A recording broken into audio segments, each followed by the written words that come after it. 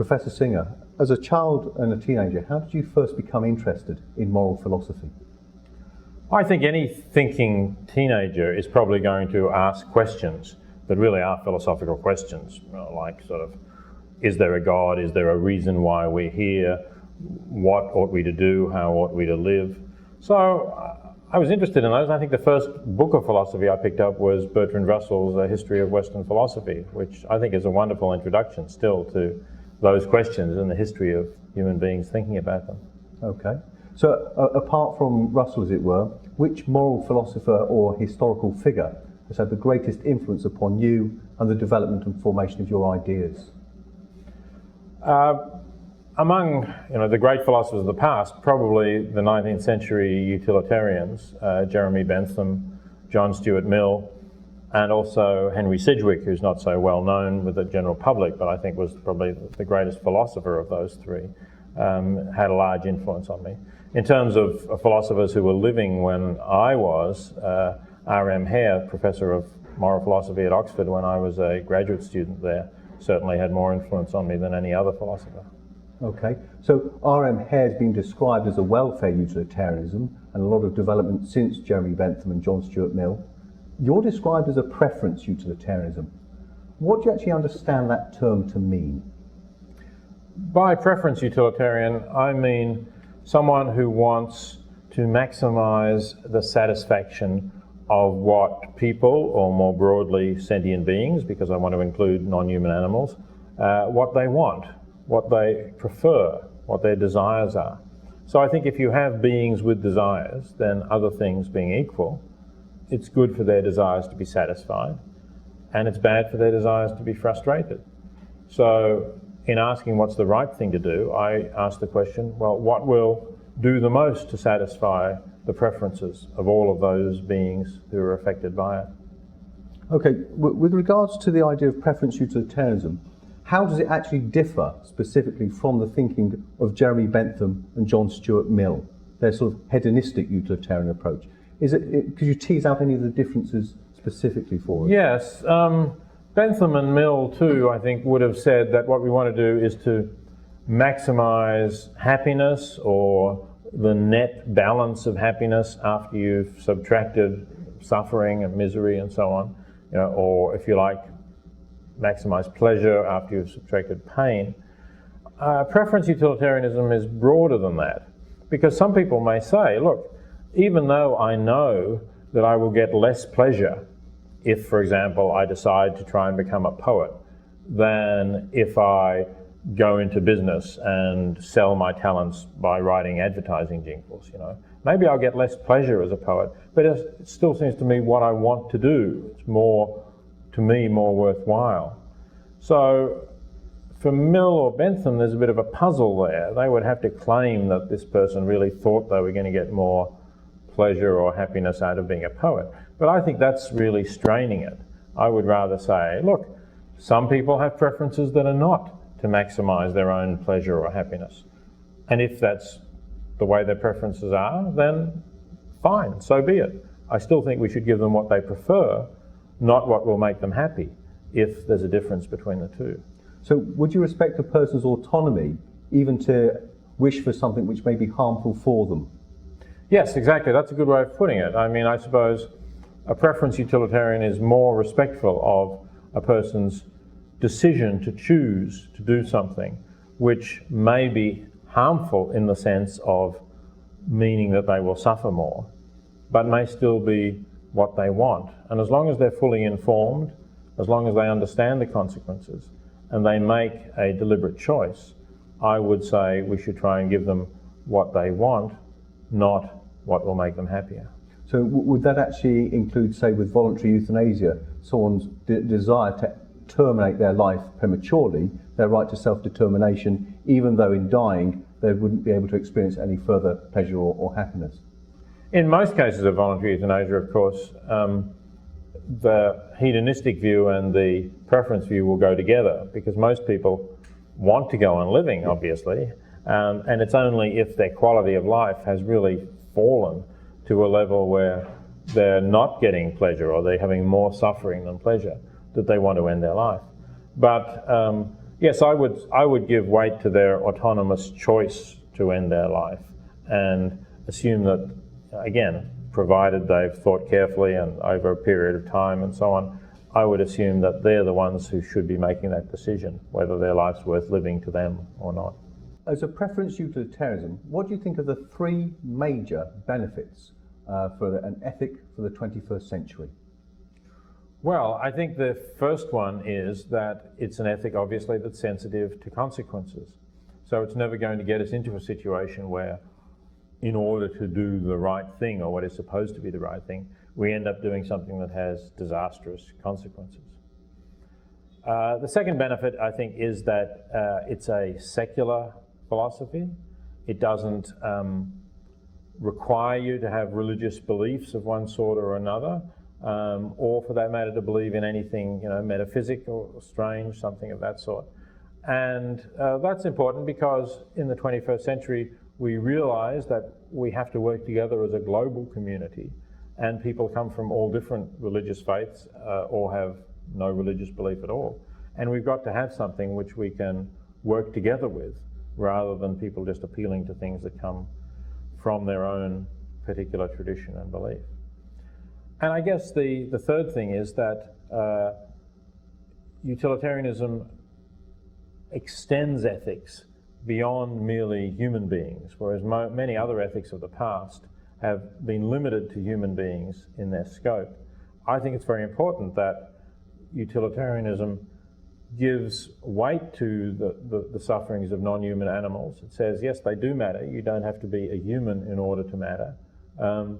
If you're a being that has preferences or a being that can suffer, then that counts. And I think it's time that we got beyond the idea that ethics is only about members of the species Homo sapiens. With regards to preference utilitarianism, you've outlined three very clear strengths. If it did have an Achilles heel, a weakness, what do you think that would be? Well, I think the weakness of utilitarianism is probably the fact that in many real life situations, the consequences are very difficult to calculate. So utilitarianism doesn't always give you a really clear answer. I mean, some other ethics based on simple rules will give you a clear answer to whether an action is right or wrong. Whereas at least in complicated situations, the utilitarian is going to say, well, it depends on how you see the consequences. And that can be complicated, and very reasonable people can disagree. So it doesn't always give you a clear enough answer to serve as a useful guide for conduct. That's, I think, the principal weakness. Okay. Bentham's classical hedonistic philosophy adopts an instrumental approach to ethics. Consequences really do matter. As such, it's been criticised, notably by the intuitionist W.D. Ross, for undermining intrinsic goods such as integrity and justice. How does preference utilitarianism avoid such a criticism? Well, I think that preference utilitarianism, like the hedonistic utilitarians, would say that we have to ask the further question, why is integrity or justice a good thing in itself? And the answer that I would give would be that we value justice, just to take one example, because in the long run, providing justice does maximize the satisfaction of preferences, or Bentham would say maximizes happiness. So that if you have a society that has just institutions and that applies the law justly, people will be more satisfied. They will understand what the prospects are for them if they do this or if they do that, and they will understand why, if they're being punished, they're being punished. And that institution of punishment, or for that matter, the institution of rewarding people who do something good, is one that will encourage people to act well, not to do the wrong thing, and therefore lead to a happier society, a society where preferences are satisfied. So I would sort of turn the question around from W.D. Ross. Rather than saying, how does utilitarianism explain justice? I would say it's precisely utilitarianism that can explain why justice is a good. For someone like Ross, there's no real explanation. It's just a kind of intuition that it is good, and they can't get beyond that. So in a sense, you want to, if I understand you correctly, avoid the polarisation of, if you like, motive versus consequences, you see the fact that we've got this idea of justice makes for a harmonious society, and therefore it is an intrinsic good because of those consequences. Yes, I think that's right. I think we encourage people to act from good motives because doing so will lead them to act in ways that have the best consequences. No doubt you're familiar with the tale of the Ring of Gyges, where a shepherd finds a magic ring which makes him invisible. As such, he sleeps with the Queen of Lydia, kills her husband, and becomes king. Professor Singer, if we were to give you a modern-day Ring of Gyges, would you not be tempted to act in a self-interest, slightly egotistical way? Well, if I turn it now, will I become invisible? I think I wouldn't. I think I might have at an earlier stage of my life. I think I've really changed over the years as I've matured. And I think there was a time perhaps when I was more concerned to, say what's in it for me in the narrow sense. But now I feel, I've been able to have a really satisfying life through having purposes that are larger than myself, through being concerned to try and make the world a better place as a whole, and not just thinking of me all the time. And this is something that the ancient Greeks talked about, the paradox of hedonism, that if you aim at your own pleasure directly, you're perhaps not likely to be very happy. And I know people that I grew up with who I think have aimed at their own pleasure directly and are not very happy people. And I think I've been fortunate really to realize, to learn that you can have a very satisfying life by working for the ethical goals, larger goals, the welfare of others, not just for yourself. So I think I'll return the ring to you. Okay, thank you. So do you think the ethical life or the virtuous life, is virtue or the ethical life its own reward? I think that's what I'm saying really, yes. I think of course it's not going to work out so brilliantly for everyone. There's ups and downs in life, but I think that inherently the idea of knowing that you're working for purposes that will try and leave the world a better place, that you're hoping to reduce the misery and suffering of other human beings or of animals is a very worthwhile thing to do, and it makes you feel good and makes you feel that your life is fulfilling. So in that sense, I think yes, virtue is its own reward. So with regards to Christianity and the idea of life after death, do you think that slightly undermines the ethic of Christianity as someone's motive if they're considering their own personal post-mortem existence, yes, or not? Yes, I do. I think that if you really, I know Christians take this in different ways, but if you think of it in the sort of traditional and rather more narrowly selfish way of saying, well, I must lead a good Christian life because then I will be able to enjoy life after death in heaven rather than going to hell. I think that actually undermines the idea of an ethical life being something that's inherently rewarding and doesn't really require that sort of reward after death. So with regards to your philosophy, what do you see as being the nature and destiny of human beings? What's the purpose? Why are we here? I think that's really almost the wrong question to ask, because it assumes that there is a destiny and that there is a reason why we're here. I think you can give an explanation why we're here, which is essentially the Darwinian one, that we have evolved from other species like us who in turn developed from self-replicating molecules perhaps. But if you say, well, there must be some purpose to it, some destiny, some point to it, no, I don't think so. It's only if you believe that we were created for some purpose that you would think there was a purpose to all of existence. And I don't believe that we were created by a purposive being, so I don't believe that there is any kind of destiny or ultimate reason for us for being here. So with regards to foundations for ethics, there is no foundation in God or metaphysical realities, if you like, that in Plato's The Good. We construct our own ethic. Is that where you're coming from with your philosophy? The majority of people respecting our preferences? Well, yes. You could say we construct it in the sense that, if we were not beings with preferences and not capable of reasoning and understanding that there are other beings in the world with preferences, then there wouldn't have been any ethic or any right or wrong. So we do construct it, but we construct it within some constraints, and I think they're the constraints of reasoning beings with a degree of empathy for what other beings are like. So we're capable of seeing that, well, of course we start off by knowing that we suffer ourselves, then we're capable of seeing that other beings suffer. And then we're capable of reasoning to the point of saying, well, yeah, you know, if I think it's bad that I suffer, then there's no real reason why it's not equally bad that you are suffering or that some other being like you is suffering. So I think that's how we construct ethics. It's not just a kind of arbitrary construction so that we can construct anything, but it is something that we construct. Okay. So with regards to the idea of evil, good and evil, etc., would you understand that simply in terms of suffering, be it sentient creatures who may suffer? Is that how you'd understand the term evil?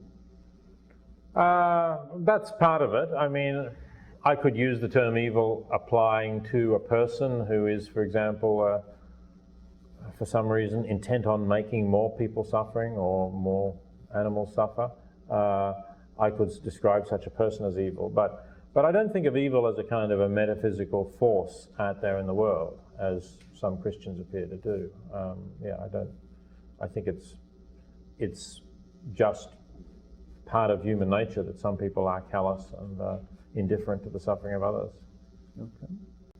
I can understand that in a post-Enlightenment age, whereas David Hume famously asserted metaphysics should be cast to the flames for it contains nothing but sophistry and illusion, that as a preference utilitarianism, you may well reject the dogma or faith claims of Christianity.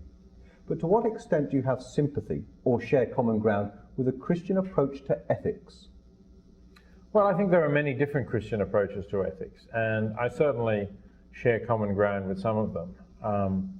For example, situation ethics is something that's associated with Christians and developed by Christians like Joseph Fletcher. And really, in practice, it's very close to a utilitarian approach. It says you should look at each situation and try to work out what's the loving thing to do. And if you understand the loving thing to do as, you know, concern for the interests of all those affected or the preferences of all those affected, you'll get the same sort of answer. So there will be some Christian ethics that I share that kind of common ground with. And there'll be others that are based on a rigid adherence to strict rules like the Ten Commandments that I don't share any common ground with, because I can't see the point of sticking to a rule no matter what, even if the consequences are going to be bad. And there's also an element of Christianity that seems to think that suffering is a good thing or not a bad thing, that somehow, you know, we were born into this vale of tears in order to suffer. And I strongly reject that. And, you know, whereas if any individual Christian wants to suffer, that's fine, that's their business. But when they say, for example, well, you shouldn't have a law allowing voluntary euthanasia because we were meant to suffer, I mean, I think that's a terrible thing, because it's imposing their religious views, which I completely reject, on other people who may not share them. In an increasingly secular age, many philosophers are calling for a Copernican revolution within ethics. Just as we no longer believe in a geocentric universe with man at the centre of God's creation, so there is a call for a new foundation and perspective on ethics. How have you set about rewriting the old commandments of Judeo-Christian ethics? Well, I think that simple commandments like thou shalt not kill really get in the way of sound ethical understanding of more complicated situations. So, you know, of course, in general, we want to have an ethic that says you shouldn't just, you know, kill people in the street, or because you don't like the look of them, or even because you want to take their wallet. But when people turn it into an absolute commandment and say, well, it's wrong for a doctor to give a patient a lethal injection, even if the patient is dying, even if they're suffering, even if they've repeatedly asked the doctor to do it over a period of several days, and it's wrong because, you know, thou shalt not kill, then I think that that's a mistake. I think instead of just such a sort of an ethic based on short, simple rules, we should have an ethic that looks at what will satisfy people's preferences. And helping terminally ill people who want to die is one way of satisfying more preferences. When challenging the sanctity of human life ethic, your philosophy is quite keen on promoting the idea of personhood as a more suitable criteria. What do you understand by the term personhood to mean? Well, I use the term person because I think the term human being is one that is equivocal. Sometimes by human being we mean member of the species Homo sapien, and as I've just said, I think that's not a morally relevant distinction. Sometimes we mean a being with certain criteria that only members of our species have, which make a being's life particularly precious. And those might be things like capacity to reason, or to be self-aware, or to understand that you have a past and that you will have a future. And so, I use the term person for the beings who have these capacities to distinguish it from human beings, to make the point that there are some human beings, that is, members of the species Homo sapien, who are not capable of reasoning, or not self-aware, or don't understand that they have a past and a future. And on the other hand, there are some non-human animals, maybe chimpanzees, that can reason at a higher level than some human beings, like babies or humans with severe intellectual disability. So I would say that a person is a being who is self-aware and understands that he or she lives over time, that is, has a past and a future, lives a biographical life, if you like, rather than just a biological life. And I think that that's important, because I think that is something that means that it's more serious to kill a being like that. So I use the term person to mark off that category of being of whom we can say it's more serious to kill them because they live their life from the inside in this biographical way. Examining the criteria of person slightly more closely, is there special value in the life of a rational and self-conscious being as distinct from a being that is merely sentient, able to experience pleasure and pain?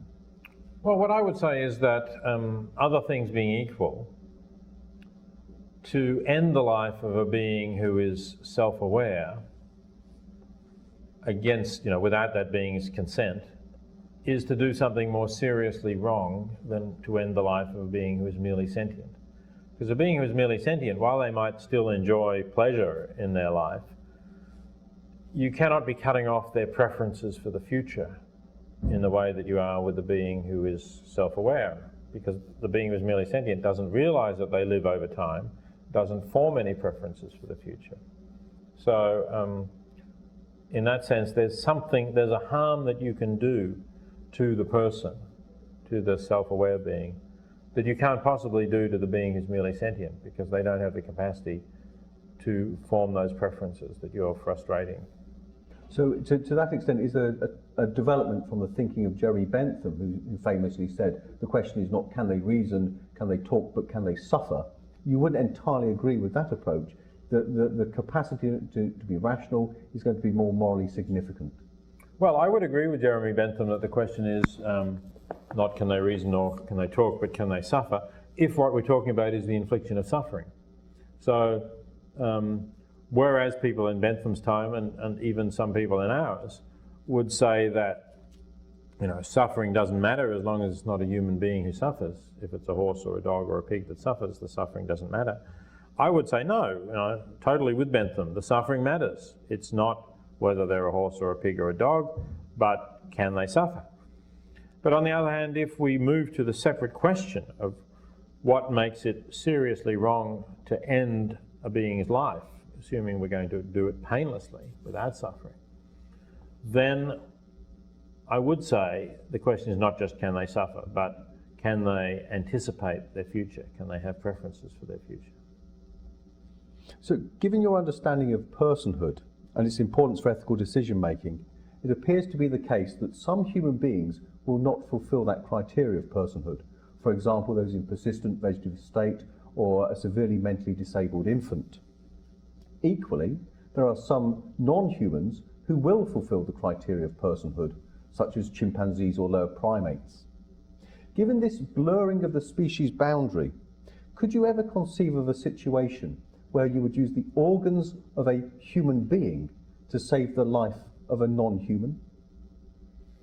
Well, I could conceive of such a situation, and I think one could defend it just for the reasons that you mentioned, that the chimpanzee may actually be more self-aware, have a stronger self-conception than the human being.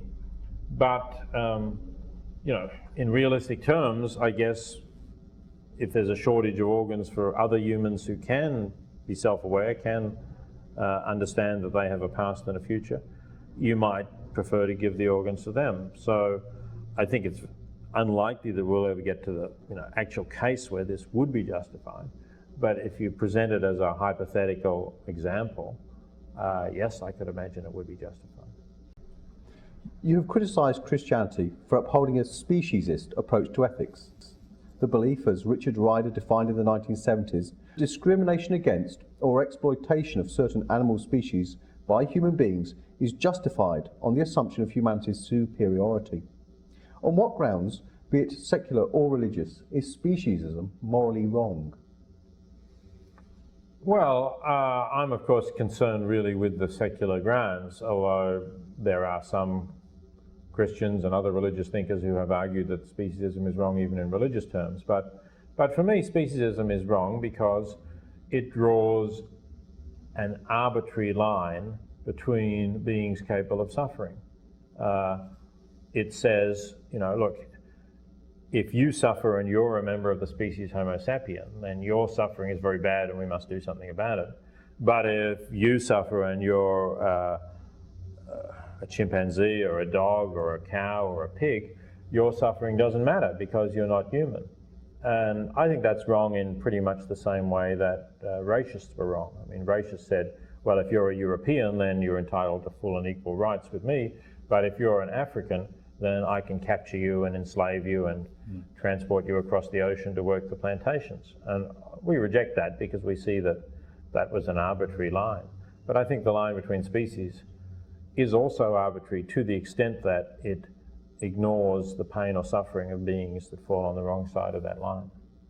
With regards to the issue, very controversial issue in the United Kingdom of vivisection, experimentation on animals, is that something which you would consider to be always morally wrong, an absolute? Or are there occasions where it might be morally justifiable? Well, as a utilitarian, I'm not really going to say that anything is absolutely wrong no matter what the circumstances. You could always describe a situation in which, again, this is purely hypothetical, this is not the way science really works, but someone says, look, you only have to do this one experiment on half a dozen animals and we're going to cure HIV/AIDS or lung cancer or something like that. If that were really true, I would have to say you should do the experiment because obviously the benefits of doing it would so greatly outweigh the harms to the animal. But in practice, that's not the way science works, and what we have is an institution that is built on discounting the interests of animals and favouring the interests of humans. And I think in the name of that institution, which may well have started from noble motives, an enormous amount of suffering has been inflicted on animals that has not actually benefited humans either. Turning now, if we may, to the area of medical ethics, Paul Ramsey, a former professor of religion here at Princeton University, argued that the fusion of sperm and egg create a unique human being, a genetic code never to be repeated. Therefore, human life is sacred from the moment of conception. On what grounds do you reject that type of view?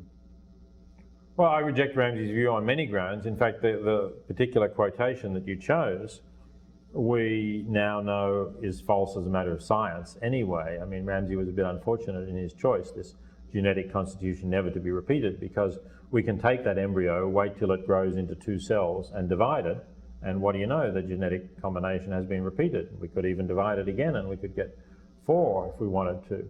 So if it's the uniqueness of the genetic constitution that Ramsey thinks is important, then once you've divided this and you've got 2 identical cells, it ought to be okay to kill one of them because you haven't destroyed the genetically unique constitution. I don't think Ramsey would have said it was okay, which I think shows that in the phrase you chose, he was being a bit misleading. It's not genetic uniqueness that really is behind most Christians' defence of the sanctity of life from conception. That is, those Christians who do defend this, of course. Not all Christians do. But essentially what I think is wrong with it is that it is again a kind of speciesism that says because this entity is a member of the species Homo sapien, therefore its life is sacrosanct, is precious. Even though it has, no brain, no consciousness, no awareness, it's just a cluster of cells, they still think that its life is somehow more precious than that of a pig or a cow or a dog. And I think that that's the first mistake. Then some people will appeal to the argument from potential and will say that, well, it has the potential to become a child. But, if what we want is more children, then we ought to be encouraging people to reproduce. And those same people who say you must not destroy an embryo generally don't go around saying you must not use contraception. Some of them do, but most of them don't. And even those who say you must not use contraception don't go around saying to fertile couples, you have an obligation to have children. You should have more children, reproduce. Why are you not pregnant? You should be. So generally, we feel that we have enough people in the world. We have more than 6 billion people in the world. We don't therefore need to make every embryo into another person. So when you combine that, the fact that we don't need more human beings with the fact that life is not sacred simply because of the species of the being to which it belongs, then I think you can see what's wrong with this argument that Ramsay is using. So with regards to the rights of the embryo, are you in favour of therapeutic cloning up until 14 days as opposed to reproductive cloning? Do you see a difference in the two issues? Certainly I am in favour of therapeutic cloning. Reproductive cloning is different in the sense that if it's intended to lead to a child, we have to be concerned about the welfare of that child. And at least at the moment, the likelihood of that child having some abnormality is very high. And so I would say that reproductive cloning should not be permitted at present. But in principle, I don't think that it's necessarily wrong. If we could somehow be sure that a cloned child would not have any abnormalities and would not suffer psychologically from being the clone of an older person or anything of that sort, then I don't really see anything wrong with it. 5 years ago in the United Kingdom there was controversy with regards to the rubella vaccination because it had been derived by using fetal tissue. Presumably that wouldn't be a major issue for preference utilitarianism. No, that's right. The fetus is not a being with preferences. Or if the fetus is, it's only very late in pregnancy, certainly not at the age when fetuses are generally aborted. So I don't think the fetus has a right to life or anything of that sort. And if women are having abortions anyway, I don't see why you shouldn't use some of their tissue in order to have good consequences like producing a useful vaccine. So does the right of the pregnant woman to have a termination outweigh the rights of the unborn child at all gestation periods? Or is there a difference between a first trimester and a third trimester abortion, when the central nervous system is slightly more developed? Yes, I think the development of the nervous system makes a difference. And the difference is that if the fetus could be capable of feeling pain, that's a reason not to inflict pain on the fetus. Now, in some circumstances, the woman's need to have the abortion might override the fetus's interest in not feeling pain, because that will only be a sort of short-term interest. The fetus won't suffer pain for very long.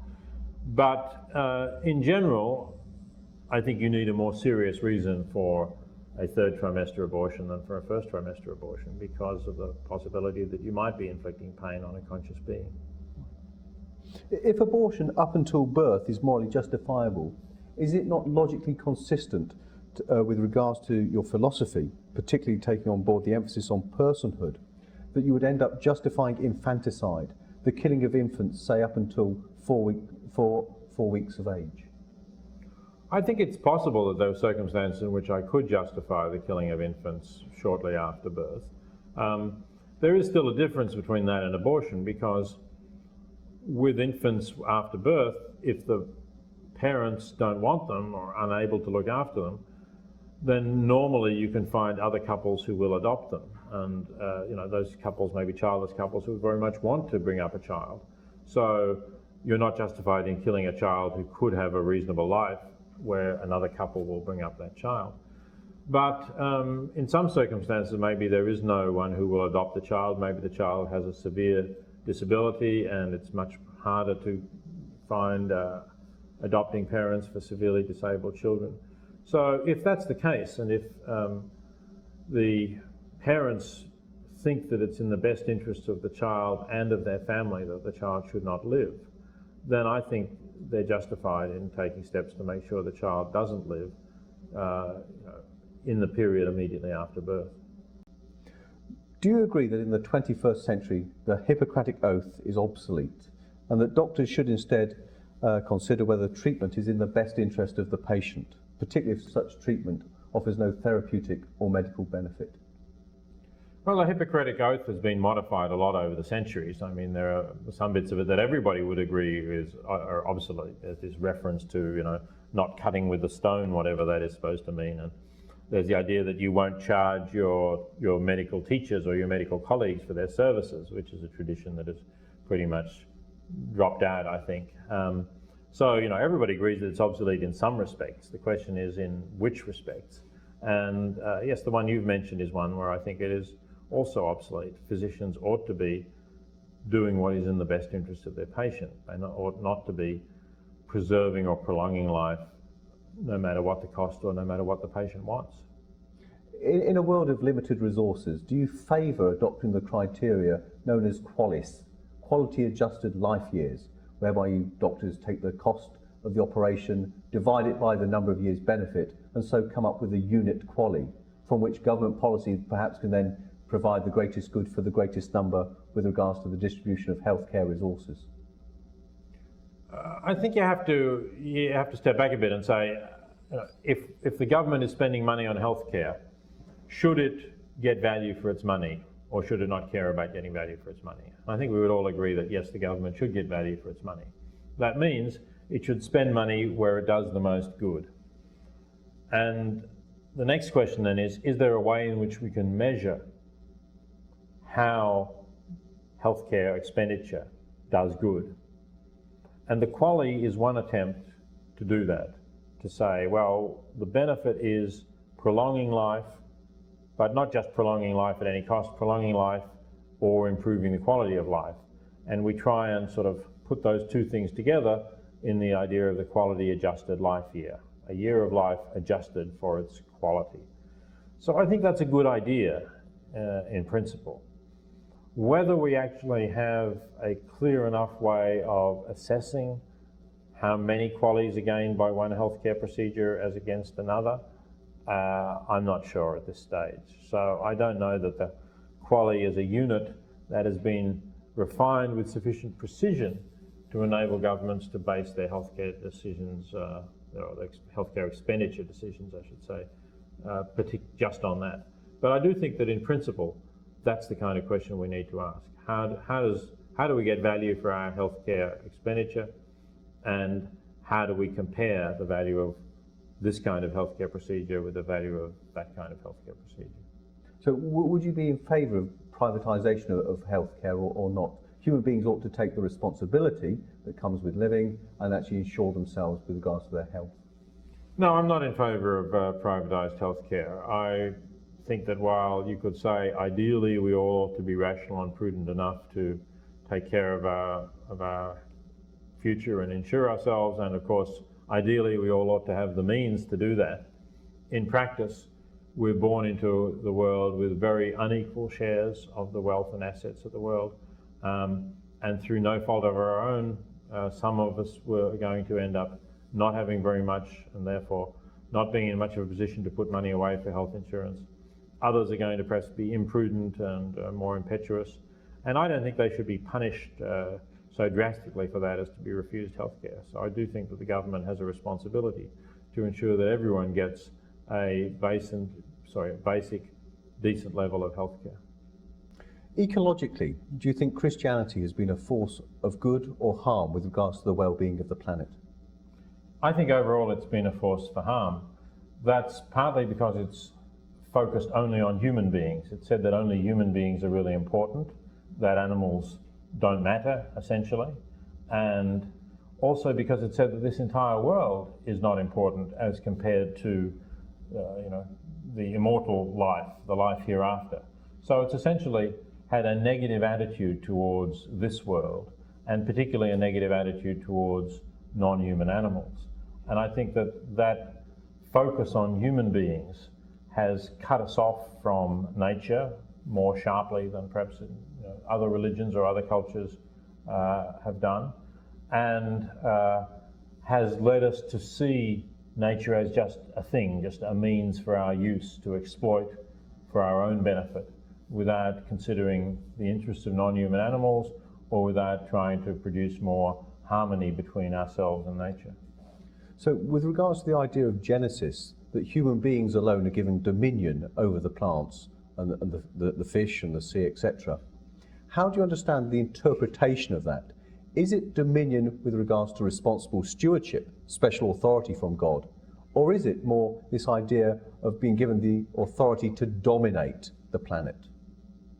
Well, I mean, you're asking me to interpret a statement which, I don't accept the fundamental premises of the tradition that there is a God who gave humans dominion. So it's really nonsense for me to try and interpret that. All I can say is that historically, the mainstream interpretation, going right back to St. Paul, for example, who says, doth God care for oxen? Rhetorical way, meaning obviously God doesn't care for oxen.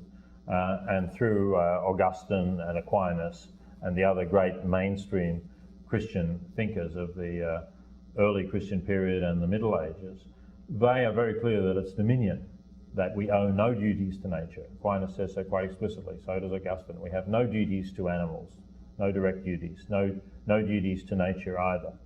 And that continues through other Christian thinkers like Immanuel Kant, a Protestant, not a Catholic, but still a Christian, saying that animals are just means to our ends, they're not ends in themselves. So for 1800 years, it's been the dominion version that was dominant, and it's only in the last few decades, I would say, that the stewardship idea has really come to the fore and been more favoured, because people can see what damage the dominion idea has done to the planet. And so, it's high time for a change. And if there are going to be Christians who are going to live in accordance with that statement in Genesis, then let's hope that they interpret it in the stewardship way in future. So, ecologically, does your ethics side with that of shallow ecology? The environment is important as long as it is in the benefits of human beings, or deep ecology, the idea of reverence for life and we celebrate diversity as an intrinsic good in itself? Where do you side, shallow or deep? I'm really in between. I'm kind of a medium depth, I guess, or medium shallow, depending which way you want to look at it. I certainly don't think that ethics is only for humans. I want to extend it to all sentient beings, to all non-human animals who can be conscious, who can feel something. They must count as part of any ethical calculation. But on the other hand, I don't want to go as far as the deep ecologists who say that even non-sentient living things, like plants, count in themselves, not just because they are essential for sentient beings to live. Or, some deep ecologists would say ecological systems or natural landscapes or something like that have intrinsic value. No, I think that natural landscapes and non-sentient living things have value for sentient beings, but not inherently. But given all your work which you've done with regards to the pioneering of animal liberation on the basis that we should reduce suffering in the world, some people may have been surprised to learn that you don't not actually siding with pacifism when it comes to a just war theory. Why aren't you a pacifist with regards to just war? Well, I'm not a pacifist essentially because I am a utilitarian. That means I have to look at the consequences of the ethical views that I take. And if I believe that pacifism would always have the best consequences, then I would be a pacifist. But my view of the world is that unfortunately there are bad people in the world who are prepared to use violence and force to achieve what they want. And if people do not resist them, do not use force to defend themselves against it, then these bad people will get their way more often. So I think that, unfortunately, we need to be prepared to use force at least in self-defense, and sometimes to come to the assistance of others who are being killed or having their basic rights violated by aggressors. So do you think, with regards to a just war tradition, that still has a place today in the world with regards to the morality of warfare, or is the just war tradition obsolete post-September the 11th? I think the just war tradition still has a place in the world.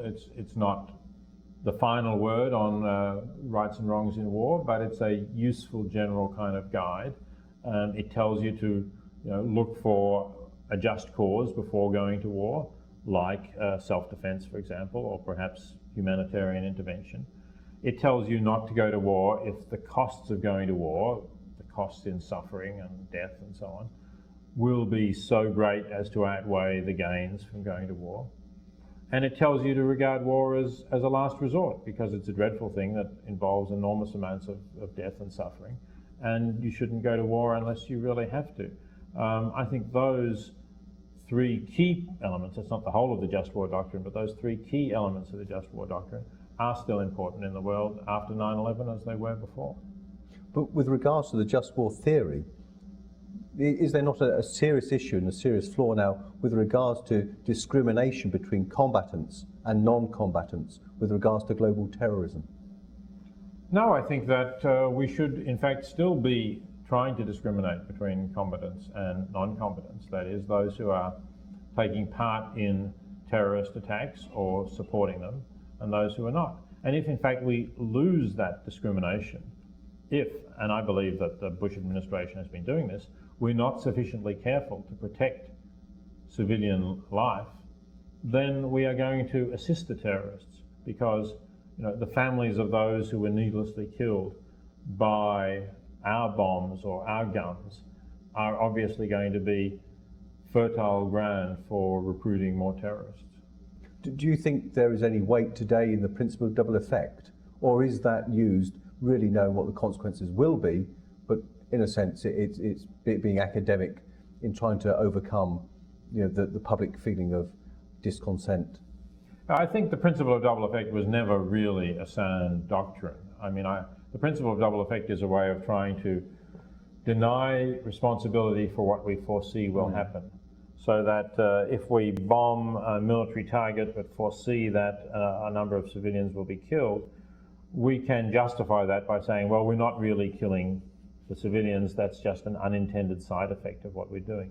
And I think that, precisely say in the war against Iraq, the American and British forces have used that as an excuse for failing to take seriously enough the loss of civilian lives that has occurred.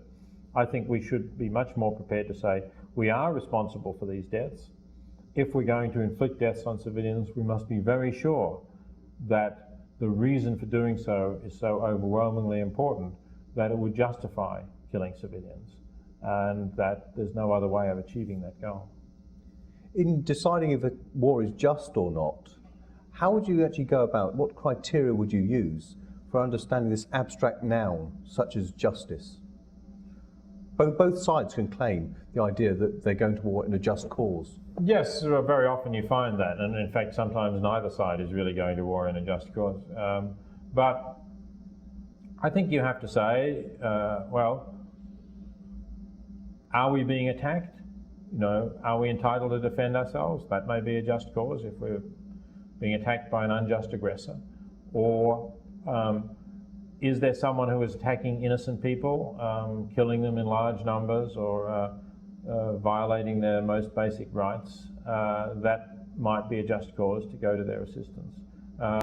If we focus on those things, then we can get a more concrete idea of what a just cause is. So would you see at all the idea of overthrowing a capitalist structure which may be responsible for considerable suffering to be a just cause? Well, you would only be entitled to overthrow a capitalist structure and see that as a just cause if you were highly confident that you had something significantly better that you could put in its place. And unfortunately, whereas capitalist structures have been overthrown in the past, we've yet to see a significantly better system emerge.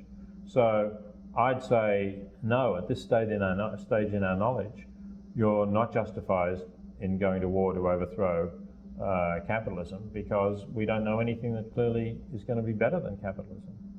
Do you think the idea of preemptive strikes is morally justifiable?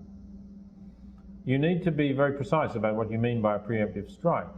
If it's clear that the enemy is about to attack me, they're mobilizing their armies on the frontier, they're loading the warheads into their missiles, it's pretty clear that within a few days they're going to attack me, then I'm justified in preemptively striking them, yes. But what we saw in Iraq was a vague claim that Iraq was developing weapons of mass destruction, which in fact we've seen was based on spurious evidence and was almost certainly false. But there was no claim, even by Bush or Rumsfeld or Tony Blair, that Iraq was imminently about to attack other nations. So I think that was not a case for justified preemption. Does the role of the media and its, in a sense, dominance of the Western countries, does that worry you at all? It worries me a lot when the media have a stranglehold on public opinion, and particularly when they are in the hands substantially of big business or of particularly wealthy individuals like, say, Rupert Murdoch. I think that's a real problem, because then they will have particular interests in promoting a certain point of view, and their media outlets are likely to favour that point of view. I think it's very important to have a strong independent media voice to offset those private voices. And I think Britain is fortunate to have the BBC that does that. In the United States, unfortunately, there is no really strong independent media that can compete with the major commercial media.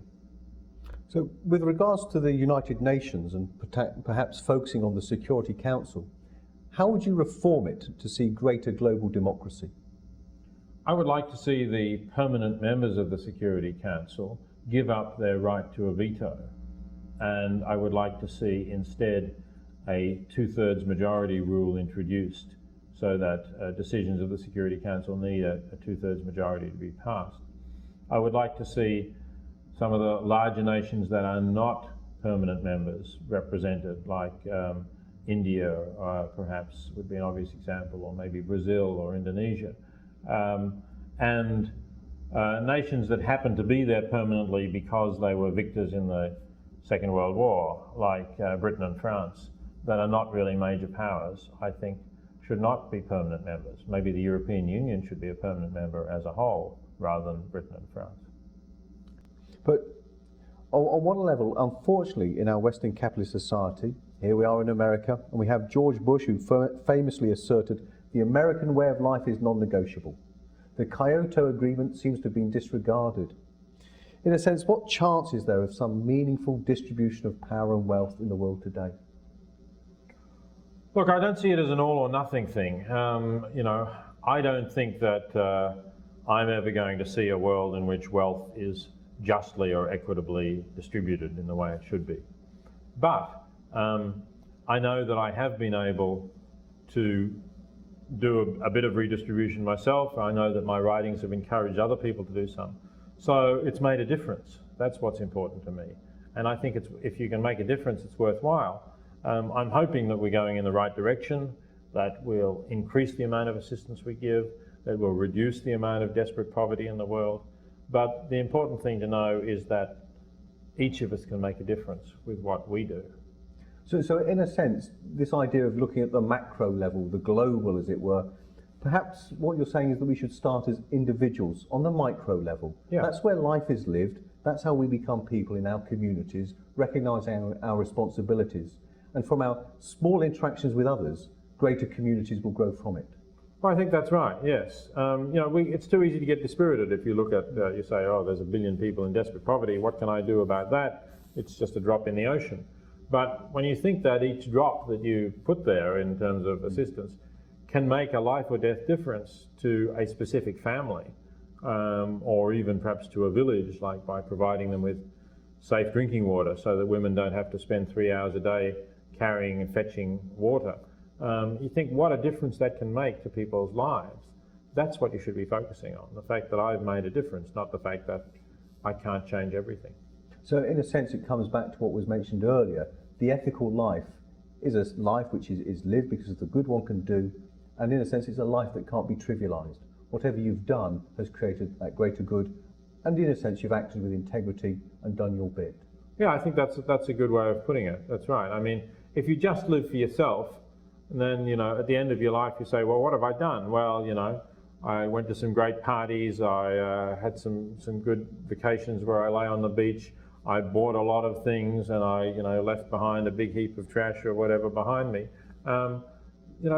In the end that does come to seem insignificant, I think. But if you feel that you've been able to make a difference to the lives of others, and a difference for the good, obviously, then I think that's something that's not trivial.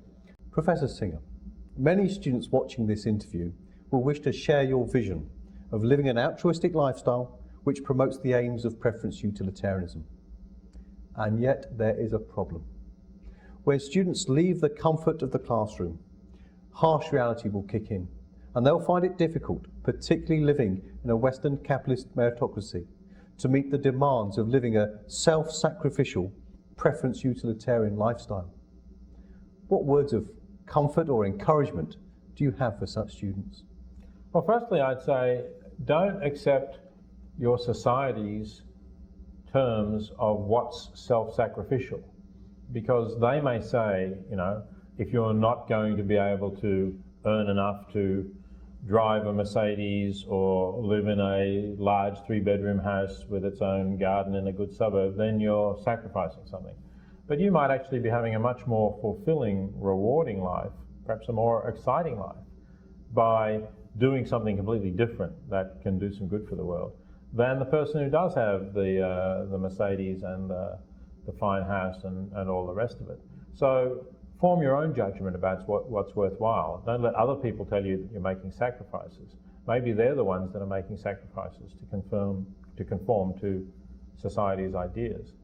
And the other thing I would say is, just say to yourself, is what I'm doing worthwhile? Is the way that I'm living something that is worthwhile? Am I doing something that satisfies my values when I reflect on them? And if you are, then I think that's probably enough. There'll be ups and downs. Things won't always go well the way you want them to. But, you can ride that out if you know that what you're doing is ultimately worthwhile.